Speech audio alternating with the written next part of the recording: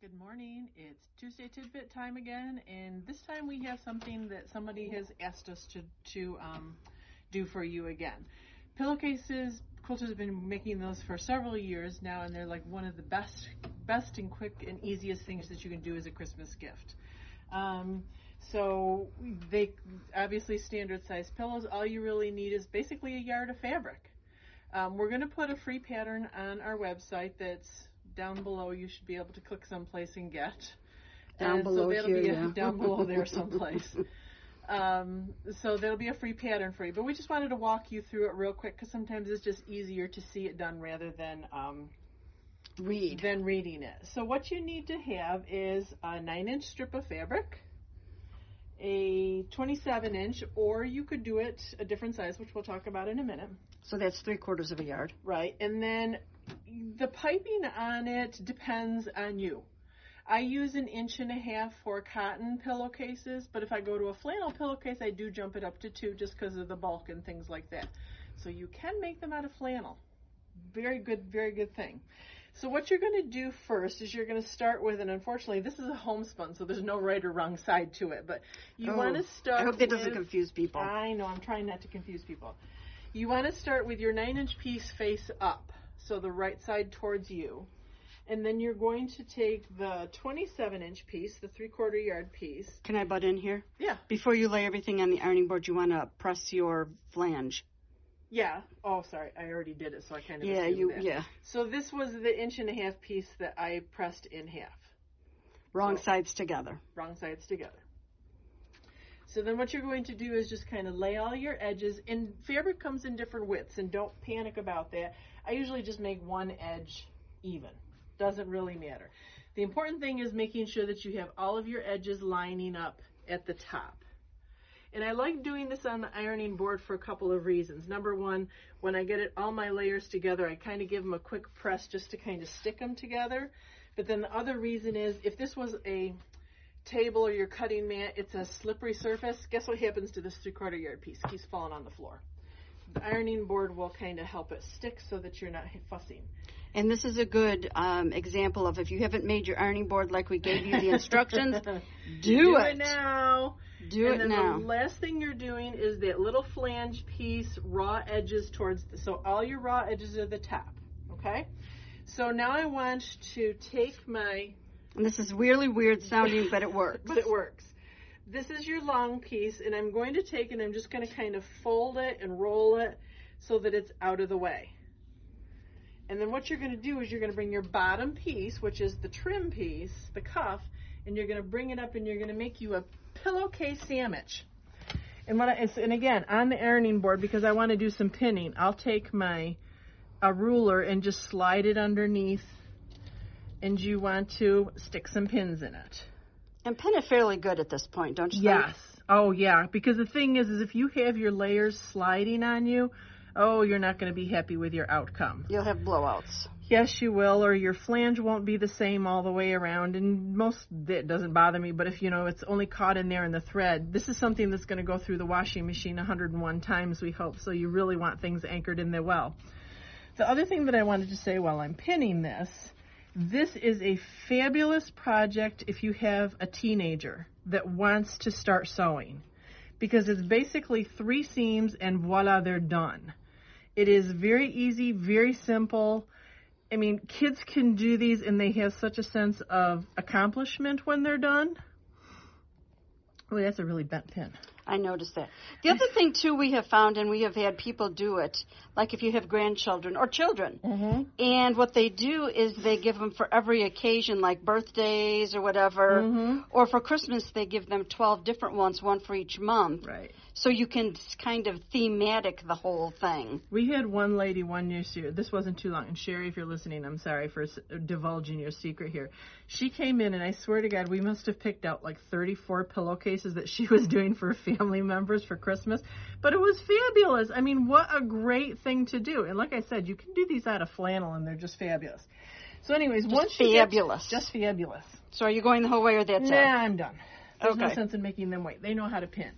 So once you get to this point, what you're going to do is put your walking foot on your machine, because again, you've got 1, 2, 3, 4, 5, 6 layers of fabric here. So your regular foot probably isn't going to go through it real well. Put your walking foot out, and you're just basically going to zip down through there with a 1/4 inch seam allowance, okay? And if it's a little fatter, it doesn't matter if it is or isn't. So then that's what we have here. So this is all sewn, and then here's the fun part. Wait a minute, I want to show you Yes. how. Okay, so see, it's so all I've got sewn. the cuff on the outside. This is the body of the pillow.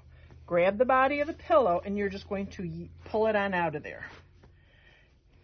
And through the magic of cinematography. Through the magic.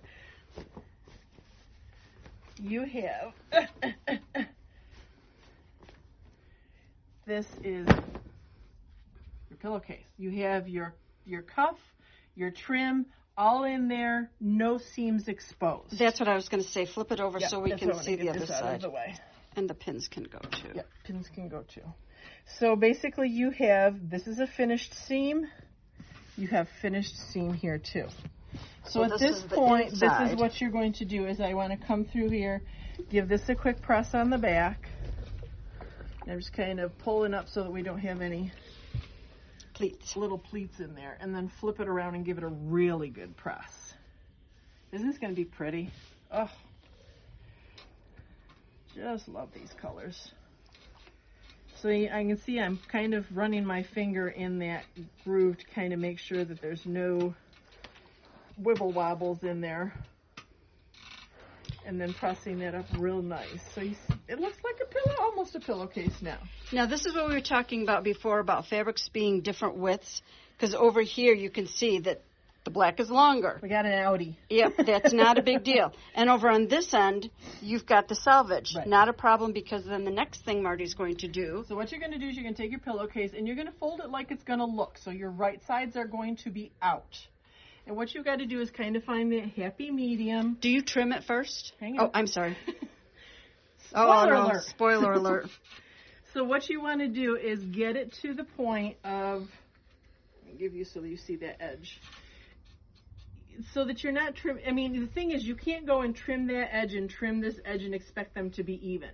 What I find works best is if you get everything laid out here so that it's nice and flat, then I would trim the 2 layers together. Make sure that your trim is on top of the trim.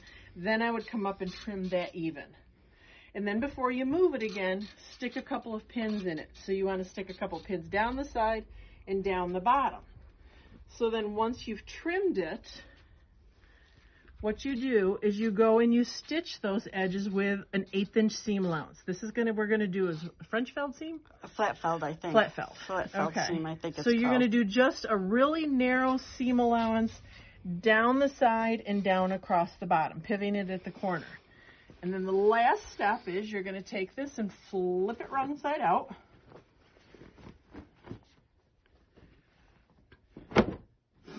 And then you're going to, with your machine, obviously, you're going to make sure that this is pressed really well so that you have that seam is not rolled. Right. You want to make sure that you have it right on the edge there. And then you're going to do a 1/4 inch seam down the side, and it is done. So then you get a finished pillowcase. And this is one that I have been using for a very long time. All finished and ready to go. And if you open up the inside where the seam is. Oh, where the seam side? Yeah, the seam side. See? Flat felt seam. So you aren't going to get, again, this is Ravels. going through the washing machine Yep. 100 times. You don't want this to start fraying away on the inside, so that's why the flat felt seam.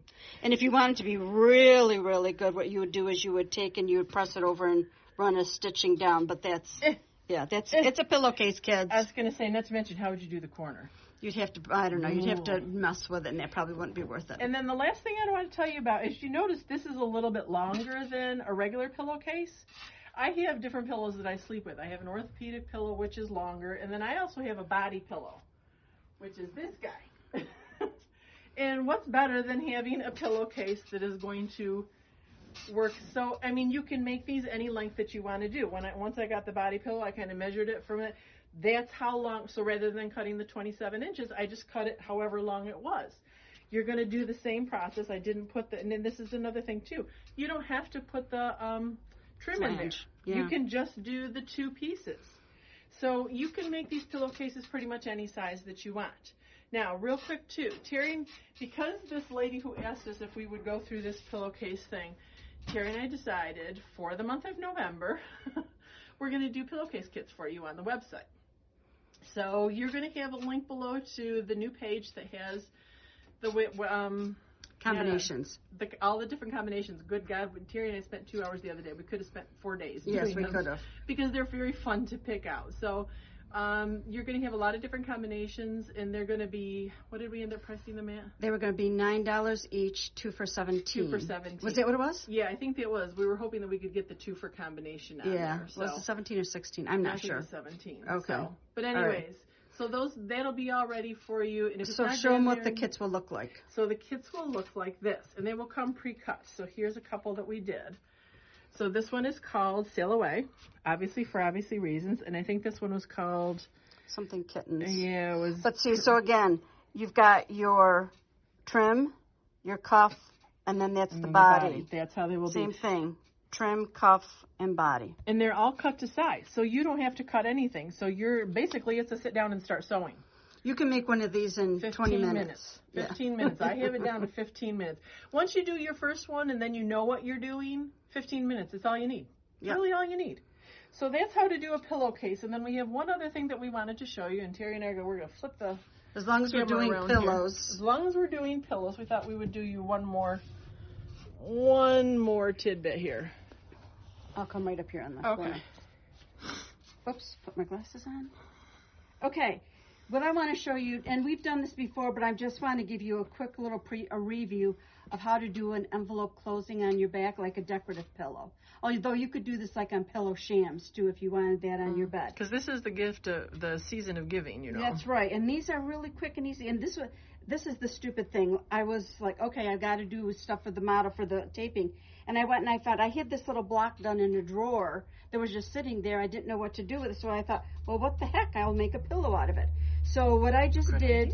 What? Good idea. Plus, it got it out of the drawer. It got it out of the drawer. So what I did, it was just the block. So all I did is I added, and this was flannel and wool, so I added a border of flannel, and then I took a piece of miscellaneous fabric that I had, put a little piece of batting in it, and all I did was I quilted it in the ditch around there, okay? So now I have 16 and a half inches, so it'll be a 16-inch pillow. So there's a couple different ways you can do this. For an envelope closing, what I do is I usually, this is 16 and a half from here to here. So I need to cut 2 pieces of my backing that are 16 and a half inches wide by a little more than half when it's in half. So what I wanted it to do is I wanted it to end up to be, when I fold it in half, there's my fold, I wanted it to go over the half. So actually for this one, what I did is I took the width of the fabric. So it was 20 inches. Brought that down to 10. It was perfect. So I have 2 pieces that are like this. Because if you think about it, your 16-inch pillow, half of that would be 8. So you want to go a little bit beyond that. So even if you went to like 10. I mean, you don't want too much of an overlap, but then you don't want it mingy. Right. So if you went to 10, so that would give you a 4-inch overlap. I know math. You're all cringing now. Yeah. Well, just use your common sense. That's what it boils down to. Okay, now at this point, there's actually, I'm going to back up the boat a little bit. I like to make my backings as meaty and as heavy duty as my top. So therefore, because I put batting in this, I want batting in my backing. But when I did this pillow, I think I was in a rush, to be honest with you. And when I did it, this is just one piece of fabric. So you have to finish this edge. So all I did on this one was I rolled and did 2 lines of stitching. Never do just 1 line of stitching. You always have to do 2 to make it lay nice and flat. So that's how I did that one. I did not use double layer. Maybe I was short on fabric. I don't know. But that's what I did on that one. But on this one, I'm actually going to put the batting in. So I took my pieces of brown. Now you're going to cut your batting exactly half. So then you're going to line this up down on the bottom, pull this down, make sure it's nice and snug up here, and then you're going to do 2 lines of stitching. And I did it in light so you could kind of see. 2 lines of stitching, trim the sides. All right? Then it's simply a case of you're going to line this one here. We're going to pretend this one is done. put that one there. Line all your edges up. Pin it. I do pin this. This would have been trimmed off. Pin it all, and then you're going to stitch around it. Now, usually what I do is where it overlaps, I double stitch that on both ends. And then all you have to do at that point. Now, do you square the corners around your corners, Terry? I don't think it matters. Okay. Because it's not going to turn tight anyways. Let's see how this one was. This one is a little bit older. Yeah, that's an old Thimbleberry's fabric on the back. Hey, it's a Christmas one. It doesn't get brought out that much. And this one actually had a ruffle on it, which is a whole nother topic that we could get into, but we won't today. So this one would look like, sorry, I should have done this before. But anyways, you get the idea. So there's my two overlaps. And then you just turn it right side out, put your felt pillow form in it, and Bob's your uncle, and you have pillows. That way, you can, it's like if I was going to store this and only bring it out for winter, take the pillow form out, use it in another one, and then you have a flat pillow to store. Have we told them about how to make their own pillow form? Yeah, we did do the pillow form. Okay. I think we've done that ad nauseum. So anyways, that's our pillow projects for the Tuesday Tidbits. Yeah. If you don't know how to make your own pillow form, email us. We'll let you know. Yeah, that's basic common sense. So now out of a stupid block and the reason this block was in there is because I did it wrong. So out of something, failure becomes fortune. So now I have a nice pillow that will go on my living room couch. So that is our pillow extravaganza. If you have any questions, let us know. And then you can keep an eye out because hopefully, if all goes well, we will have those pillowcase kits up soon. And they'll be up there for the month of November, down for December. So take Yes. advantage because you can make these things ad nauseum. Yeah. And everybody, you know I've never given one of those pillowcases to somebody and them go, ooh. I know. And the thing is, too, you can personalize them. If you've got a guy that's into hunting, do a hunting one. If you have a child who's into a specific sport, do sports ones. Christmas. Everybody pretty much celebrates Christmas, all right? So that's it. We're done. Thank you. Bye. Bye.